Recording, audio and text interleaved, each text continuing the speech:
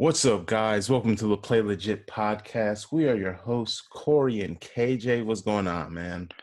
Hey, man, I just want to clear the record real quick. You know, you had me in that hot seat and you were telling me what to pre-order, what to buy later, what to throw to the side, Mm-hmm. right? So when I said The Last of Us Part 2, I said pre-order. Now, me, when I pre-order a game, I don't always necessarily buy that game. Sometimes I'll be like, let me cancel my pre-order. So when I said pre-order Last of Us, Wait. So what you're saying is you're the type of guy that picks up milk out of the fridge at the grocery store, decides he doesn't want it, and puts it down by the Pepsi? you got that right. So I was already, so that's where I was at with it. And then I did it. I looked into some of the plot leaks. Now I'm not going to say, I wouldn't snitch on anybody, so I'm not going to tell you. But I was not pleased with what I heard, and I do believe what I heard. And with that being said, I will not be getting that game. So thank you. I just wanted to clarify on that hot seat, because it seemed contradictory if you were listening to the last episode. You're like, wait a minute, KJ was throwing shade on the game, and then he says he's going to pre-order it. Yeah. All right. So I just wanted to clear that. Thank you. So the game will not be pre-ordered by KJ. Last of Us 2 is off. No. That's a no-go. I have canceled my pre-order. It's a no-go. No. All right, well, I'm glad we got that cleared up because, I was like, when we were doing the segment last week, I was kind of like, oh, that's strange that now all of a sudden, based off of your previous statement, now all of a sudden you want to pre-order this game. Someone had a change of heart. But it appears there was just a small but now you understand. Awesome, man. So it's going to be a great show tonight. Yes. We're going to get into some cool stuff. We got to see some gameplay from the Xbox Series X, so we're going to be talking about that as well as some other stuff today. We're going to get into some Make It Grumpy with our friend Gremlik, the 8-bit troll, as well. So, and then KJ, you got a review for us, right? You've been playing that Streets of Rage 4, right? We've been talking about it a lot here on the show, and you finally have a review for it. So that's going to be cool to get into that as well, man. Streets of Rage 4. Whoa, I've been hearing nothing but good stuff. Oh, yeah. And I heard you have a spicy take, so I can't wait to get into that. But before we do that, man, let's get into our thoughts on the Xbox Series X gameplay. So, I mean, this is what we've been waiting for, I guess. Like we've been saying, hey, I just want to see what everything looks like. What are you going to launch with? What titles are you guys going to have? And I mean, what do you think? My opinion, like some of these things, like I knew they were going to be here. Like, of course, like an Assassin's Creed game. Like, of course, we're going to see one of those. And then Madden 21.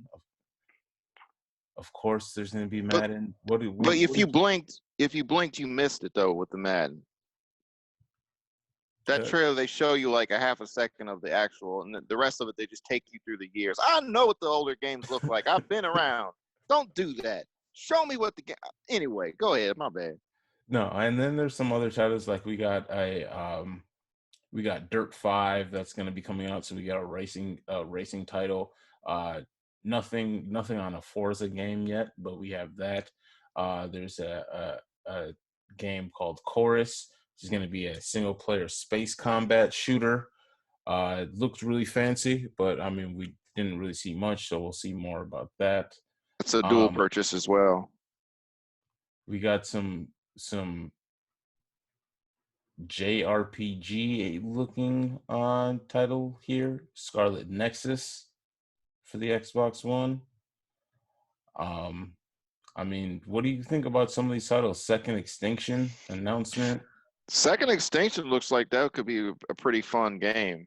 Mm-hmm. If they, if next gen, that's the next gen title there, and if they're throwing a lot of dinosaurs at you, and maybe because we're on a newer system, maybe you're going to have a lot more dinosaurs thrown at you. And remember, every one of those dinosaurs are going to be really detailed now, and maybe the AI is really good on some of them as well. So just thinking about that in a 3-player cooperative play, that could be something really fun. I don't know how long that gameplay is gonna last throughout months and months and months, but if the price is right, I think that could be a fun title.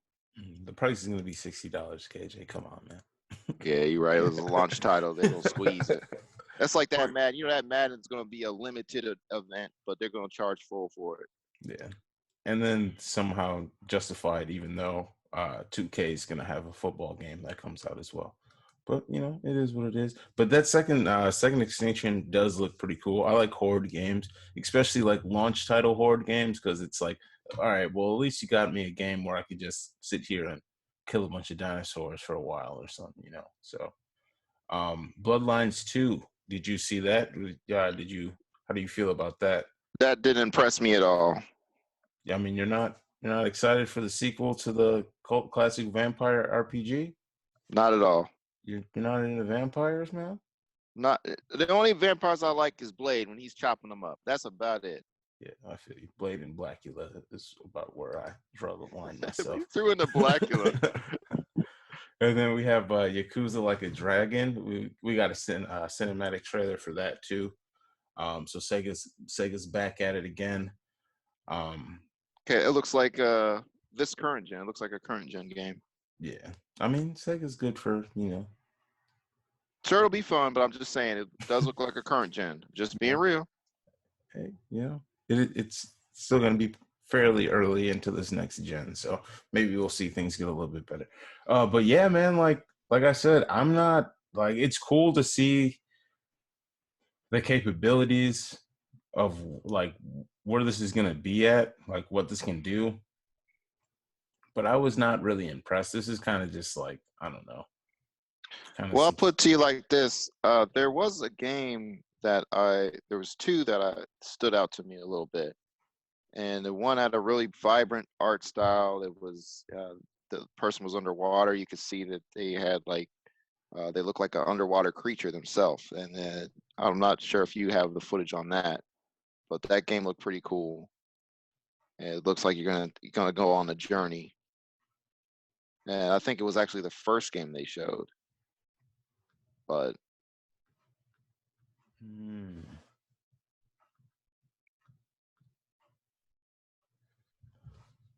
yeah, I'm not. Is it the Call of the Sea? I don't believe so. Yeah, that would be it. Okay. That would be it. Yeah, that had a nice visual presentation. It reminded me of Sea of Thieves, but with way better graphics, and hopefully it delivers a lot more than Sea of Thieves did.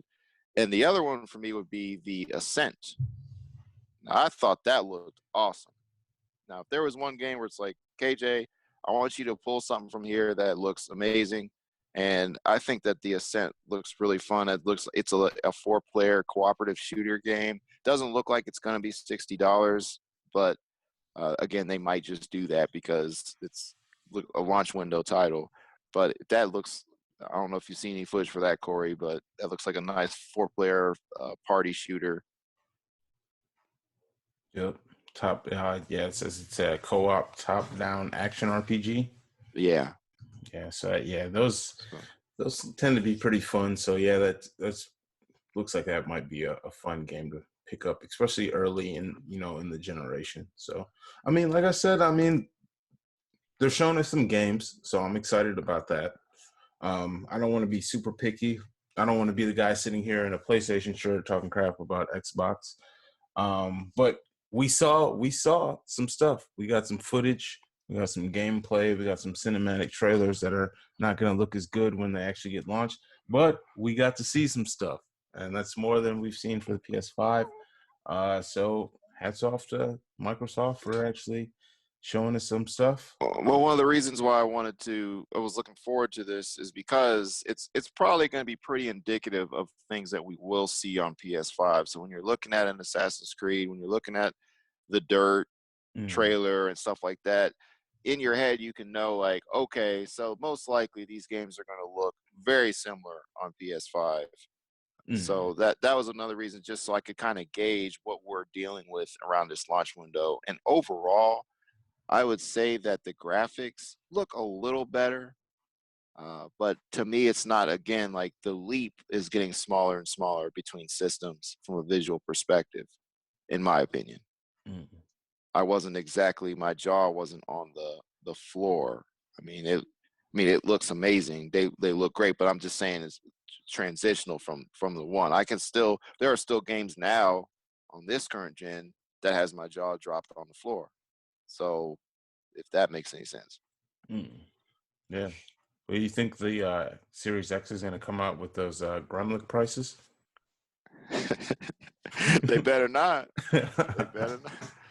It's If a you guys 999. if you guys want to know about the inside Gremlik joke, go to playlegit.net and check out our latest post up on the site there. We have an 8-bit troll from Gremlik giving his little take on the next gen of gaming here. So, yeah, I'm excited for it. I'm glad we got to see this stuff. It does kind of give us an example of what we're going to be looking forward to, what we'll be seeing a lot of from both of these consoles more than likely at launch. So, I mean, the look wise, things look really, really good. The environments are looking really good. I know the worlds are probably going to be huge, especially like not bringing up, bringing up titles like Cyberpunk, things like that. I know those maps are probably going to be humongous. So, I mean, we'll see that. We'll see a little bit more of that when we get closer to the launch. But this is our first, it's get our first little peek at some gameplay for the next gen, which is nice. I'm pumped. I'm glad we got to see that. Hopefully we see a little bit more. We're in that time, June is next month. So we're like right at that point where we'll probably be seeing a lot more stuff being rolled out slowly but surely over the next few weeks. So stay tuned. they We're they definitely going to basically cover were it all. just they were putting appetizers on the table. That's what they did today. But I feel like they're gonna say, okay, June, we're gonna have something for y'all. We're gonna have the real. Mm-hmm. Hopefully, maybe we'll even get like a live demo or something like that. Definitely could use one of those. As far as I'm concerned, we still have not seen a drop. You hear what I'm saying? We still have not seen a drop of Assassin's Creed Valhalla gameplay. Haven't seen it yet. I don't count those cinematics and those different angles and all that. I want gameplay footage. Mm. Ubisoft, You're not stop doing the cinematics. You're not tricking us here, Ubisoft. You're not tricking us here. No. All right. Well, at that note, you sound kind of grumpy right now. So let's go ahead. Let's make some more stuff grumpy. You ready for the next segment, man? Yeah, tell me about this, man. What's All going right. on here? All right. So we have a segment brought to you by our friend here at Play Legit. His name is Gremlik. He is the 8-bit troll. He seems to be a grumpy fellow. So this this segment is dedicated to him. It's called Make It Grumpy, where we bring up some of our most beloved titles and we have to ruin them and make them the most grumpy experience possible by just giving your idea of what would make that title super, super grumpy for you. So, you ready? We can give it a shot. This is something new. We're giving it a try here. So, I'm ready. Fire one at me. all right. Gears of War. What if Marcus Phoenix, instead of being in that grumpy mood all the time, what if he was cheerful and happy all the time? And anytime the Delta Squad was in a jam, he'd start singing songs and giving them motivational pep talks and It's all right, high-fiving guys. them. We'll get out of this. It doesn't matter. Hey, we're all a team here. We work strong. We work hard. If we put our minds to anything, we can achieve anything. Ain't that right, guys? Coltrane, if you just believe. If you believe, you can achieve. Oh, man, at first that would be like, oh, yeah, he's a pretty nice guy. You get like 3 hours in. It's like, dude, shut up. Up. I paid $60 for this. If I needed motivation, I would have went to a therapist. Man, how about this one for Final Fantasy VII, my favorite game? All of the gameplay is taken out of the game except for chocobo racing and dancing. Oh. So you can have a good time at the Golden Saucer, but you will not be saving the planet. The planet is going to be destroyed while you gamble your life away and dance and drag. Oh, God. And that's the whole game. No, That's they took the fighting all completely out of that. basically, you can't do anything about anything. All you can do is go chocobo racing while the planet is being destroyed. The life force is literally being sucked out of the planet, and Sephiroth is doing whatever he darn well wants to. Because all we can do is chocobo race and dance. Gremlik would be so happy right now. Gremlik's like, yeah, man. Yeah. Hey, man, he got me inspired. How about... Where's my list? Where's my list? Where's my list at?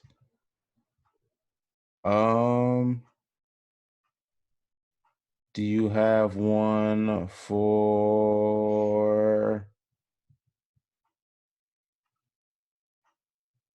Metal Gear? So let's say one thing about Metal Gear, I think those are really fun games, but the cutscenes can be really, really, really long. Part 4 is definitely one that comes to mind immediately. What if the Metal Gear games you could not skip the cutscenes? You have to sit there and listen to every piece of dialogue, take in everything. It's like if you skip it, you don't get the mission objective, so you can't complete the next mission. So you You have to can't get go your back. trophies. You have to go back and watch literally every cutscene. Otherwise, you can't go further in the game. Oh man! Snake, snake, snake. Well, see, You know what? Konami wants you to be fully immersed in the experience, and if you skip it, then you're skipping the experience, Koerri. You don't know what you're doing because you weren't given the mission objective. We're not going to give it to you in text after the cutscene. You have to watch the cutscene. Yeah, that would suck. That would be terrible. I hate cutscenes. Literally in Final Fantasy VII, if it wasn't like part of the main line, I was not watching the cutscene at all. I was like, I know what happens. Skip, skip, skip. No, you're talking too much. Skip. Yeah. So, and I got one more for you here for Dark Souls. Dark Souls. If you die, you have to start the game over. I feel like that's a mode anyway. But that's the game. Oh. That's literally the game. There's no other mode. You can't change the difficulty. It's Dark Souls, as hard as we know Dark Souls is, but there's no checkpoints. There's none of that. There's no saving. If you die, you start the game over. Platinum that. You can't make any adjustments at all. You can't in do the nothing. Settings. Nothing. Nothing except not die. And if you die, you're starting over from the beginning. I don't care how far you are in the game. Platinum that, KJ. Platinum that. No, sir. I don't got that grumpy. kind of time. Hey, people are grumpy without that. Right. Look, man, you talking to an essential worker. I don't got time for that right now. Oh man. Did you have any more? I think we're good, man. That's good. All right. Well, that's fun. We're gonna try to come up with more of those as time goes by. It's fun. It's just kind of one of those things that kind of like throw you off. Think about your favorite game. Like, what would ruin your favorite game? If you guys have any ideas for any of those, please hit us up in the comments down below. We're trying to make as many games grumpy as possible. I got one for you, real quick. Spider-Man, PS4. Mm-hmm. No web. Oh God. Okay, there it is. Perfect. No web blasters. All that city in New York, and you cannot enjoy it anymore. You're not swinging anywhere. You're literally running everywhere. So yeah, we want to hear what games you would make grumpy. Hit us up in the comments down below. We want to know what games you guys would make grumpy. Your favorite games, ruin them for us, guys. Make them grumpy. Gremlik approves.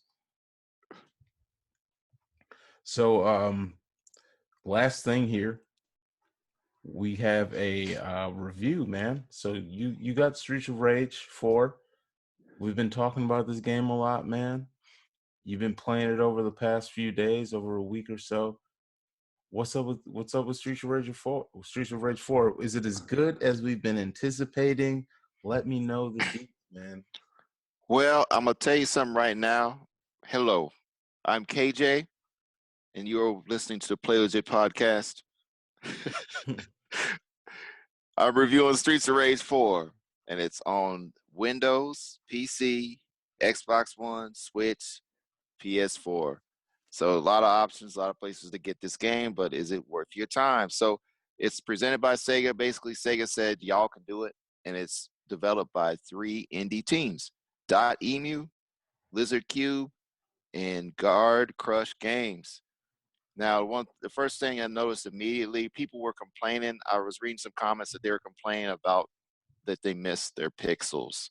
They missed the old style of play and all that. But I was in that camp immediately that, man, the artwork looks so cool. And all the artwork is hand drawn. The gritty streets have never looked so good. And also, I would go in the options and check out the concept art because even some of the concept art, the characters that they didn't even end up using, I was like, yo, y'all could have used those dudes. They look really cool. But that just shows you the pride that they put into the art in this game. All the levels look so good. The characters look good. Their animations, their movements, the new characters are really cool too. We have Floyd.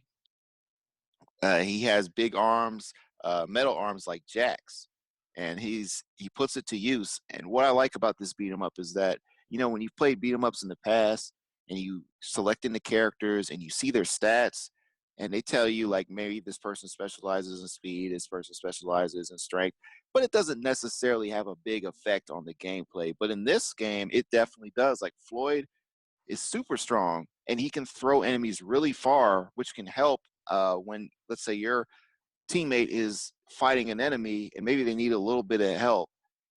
Floyd can take a person that he's fighting, throw that enemy over into the crowd and do damage to all the enemies.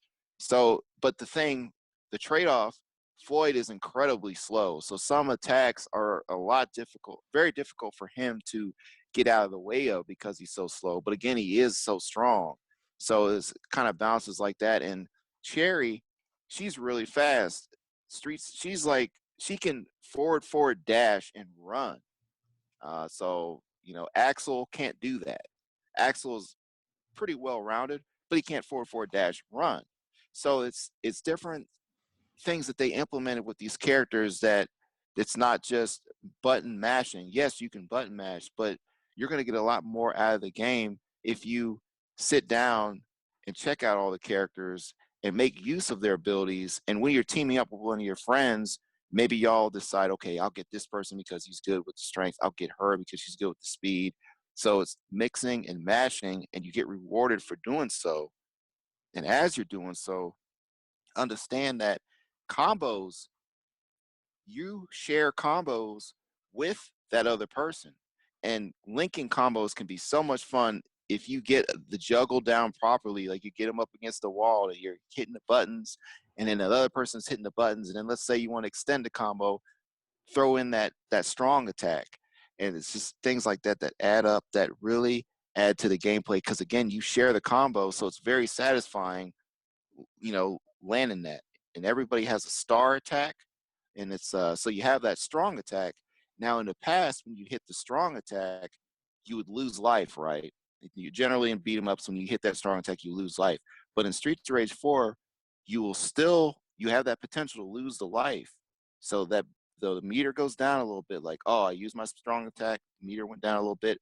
But if you land a bunch of hits in without getting hit, you can get that life back. So I think that that's a really cool mechanic. And also on top of that is the star attack, that everybody has a super move. You have to find stars scattered in the level. And when you get those stars, then you can use that super move, and that doesn't take any damage from you, but it also just looks freaking cool. So there's different attacks that they threw in, but something that is absolutely outstanding with the game is the dynamic soundtrack. The composers, they really put their time in. The soundtrack fits in. I mean, when you listen to it, it definitely has new sounds and stuff. But at the end of the day, when you're playing, you're like, yeah, this is Streets of Rage. You feel right at home. And regularly, I'll be driving to work, and I'll just listen to the soundtrack because it's just awesome as I'm driving to work, just hearing the music. I would be I'm telling you, like, I think that there's a good chance that it's going to get best soundtrack of the year from a lot of different outlets because it's that good, it's that stellar, and it not only they don't play this one song throughout the entire level, the song will change and it'll amplify depending on what's going on stage. So when you reach a part in Chinatown, the Chinatown level is probably my favorite in the whole game. The music fits that particular area of the level, but as you progress, the music gets a little bit more intense, and it just matches the intensity of the particular fight that you're in. They put a lot of thought into that. They put a lot of thought into the enemies. You have classic enemies mixed in with the newer enemies, but they all have attack patterns that you need to figure out. So when you're playing on earlier difficulties, you can get by just pressing the buttons, absolutely. But when you beat, let's say you beat the game and you get the mania difficulty, they throw so many enemies at you, and they throw a lot of the tougher enemies at you too on screen. There's a lot going on, and you have to think in your head, okay, how can I deal with all this happening at the same time? And so in your head, you have to then think about the attack patterns of all these enemies. And these are a lot of different thoughts that I didn't think I'd be thinking about in a beat 'em up game. What they did here was they did not take away anything that you loved from the past. They said, to me, this is a true sequel because they said, all right, these are the things that we like in this genre that they've gotten right. We're not going to get rid of that. What can we do to improve on top of that? And I think that that's what is something that's very, very good with this game is that they just improve on top of it. They didn't throw away the old. They kept the old and mixed in the new. Story mode features 12 hard hitting stages. And I just don't want to go in too much detail about what you'll come across in stages, but they absolutely slipped in Easter eggs that are obvious, maybe for some fans, and some that are not. And I'm not going to say nothing, but you'll get rewarded for doing a little exploring. They have I was unable to try the 4-player co-op, but there's a 4-player co-op that's local. Now there's 2-player online, but the 4-player co-op is local. I have seen videos of people playing it and it looks just insane. So I look forward to playing with 4 people on Mania difficulty. There's also a boss rush mode. You can play that online, play that locally. Basically, everybody teams up and takes on all the bosses in the games. And there's also a battle mode. And that's also, you can do that online with 2 people, or you can do a 4-player battle mode. And the battle mode is actually a lot more fun than I thought it was going to be.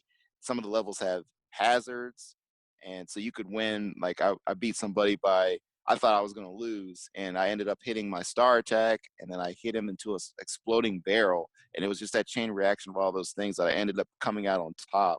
So again, like that's another mode that I wasn't expecting to maybe play like maybe one game of that and never touch the mode again. But this game just keeps bringing you back in. You can unlock retro characters, so you can still get your pixel characters. So it's really cool to see a character from the early 90s. Like you can unlock the Streets of Rage 1 Axel and team up against the Streets of Rage 4 Axel, and they're fighting side by side against all these goons. It's a really cool sight, and you can unlock retro music as well. So you can play these games uh, with the old school music. And again, the selection of the old school music isn't just random. They have certain songs for certain levels. So the selection is throughout the entire game with the music. Like they put thought into it is what I'm trying to say. So the co-op, you can play by yourself and have a lot of fun, but absolutely I would definitely play with some people if you can. But again, it's fun solo, super freaking fun with another person. And I can't wait to play with 4 people. I just wish that the 4-player co-op was online. That would be dope. But I understand it's an indie effort, but that'd be sweet if it comes down the line later. This game, with the content that it has, the dope soundtrack, the well thought out gameplay, again, you're going to have to use your head if you're playing on the tougher difficulties. Just pushing the buttons will not get you the W. It's only $24.99, high replay value. It looks great, great music, tight controls, fun to play. Hey man, I'm gonna give Streets of Rage 4, a 5. Whoa. Yeah, 5 out of 5. What? It's just too much fun. It's too much fun. You heard it first. That's what is that? The first 5 of the year, huh? I think so, man. First 5 in a while, probably. Oh, wow. You heard it. KJ. Streets of Rage 4. 5 out of 5. 5 MFs out of 5 on the Play Legit meter. Wow. Okay, well, you got me sold, man. You got me sold, bro. $24.99, replay value, great soundtrack, great gameplay, great controls. 5 out of 5 from KJ is a 5 out of 5 from any legitimate organization, because KJ just doesn't be flipping around. He doesn't just pass out 5s. No, sir. He hardly passes out 4s. So, whoa. All right, man. You heard it here. 5 out of 5, Streets of Rage 4. Wow. So you're thinking soundtrack potentially of the year? I think so, man. It's too good. It's too good, man. Multiplayer game of the year? That's hard to say because the 4-player doesn't go online. I think if they had that implemented, I think they'd have a stronger chance, but at least a nomination for sure. Yeah. Art direction needs to definitely get a nod. Well, hey, these Game Awards, we'll see who they nominate. I mean, there hasn't been so much going on, so I mean, it's not far-fetched to see a title like that get brought up. So, I mean, if you think it's a 5 out of 5, then this game must be really good. So let's check it out. If you guys haven't checked it out already, I haven't yet. I'm definitely going to pick it up. It's $24.99. You got to pick it up. And it's Streets of Rage. Definitely, I'm going to pick it up. You guys should too. KJ, man, you got me inspired, bro. I'm just saying, if you liked those games growing up, there's nothing is going to stop you from liking it if you like those growing up. Period. All right. Well, I think that does it for today's show. And I forgot to bring this up to you too. I probably definitely should have brought this up to you too. This was actually the first episode of the second season of the podcast. This is the 11th episode in total. And I just felt with everything that's been going on, we went through a first solid 10 episodes of the show. We'll start fresh with the second season with this episode because we have some good news. We have this information that we brought you today.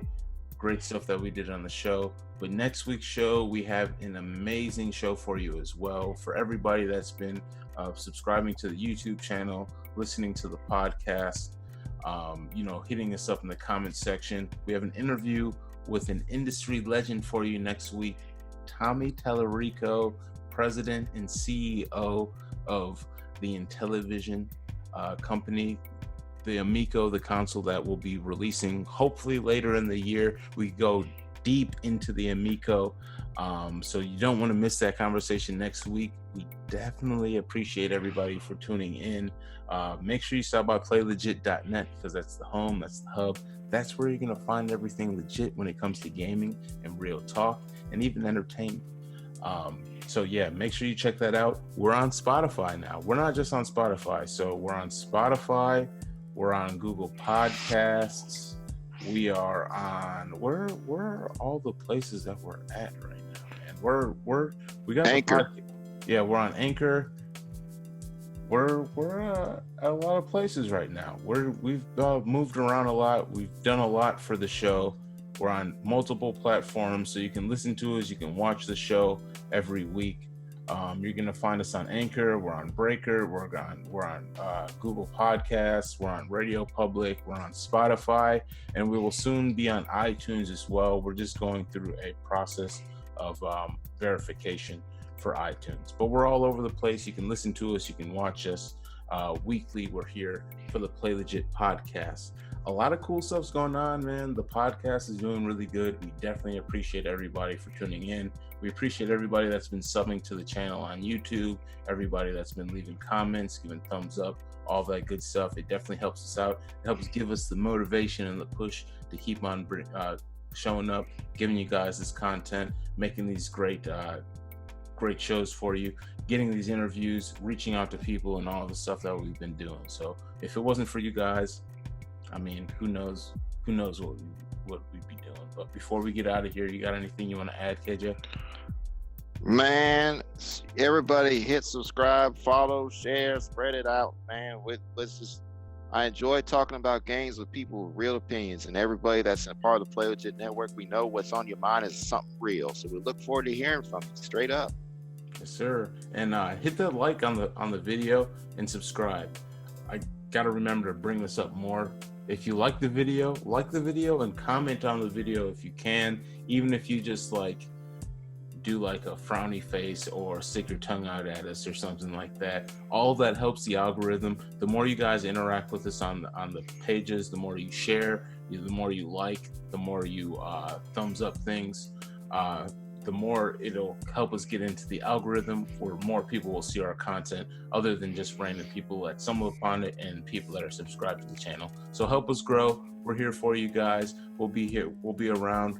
Hit us up in the comments. Let us know what you guys want to hear about. Any guests that you want to see on the show, because we're going to be doing a lot more bookings with guests and interviews when it comes down to the gaming industry as well. So thanks again for tuning in. Make sure you stop by next week as well, because you're not going to want to miss our fantastic interview with Tommy Tallarico. It was so awesome talking to him and getting his perspective on the Intellivision Amico. Definitely a conversation you're not going to want to miss here on PlayLegit.net and the Play Legit Network. So until next week, guys, thanks for tuning in.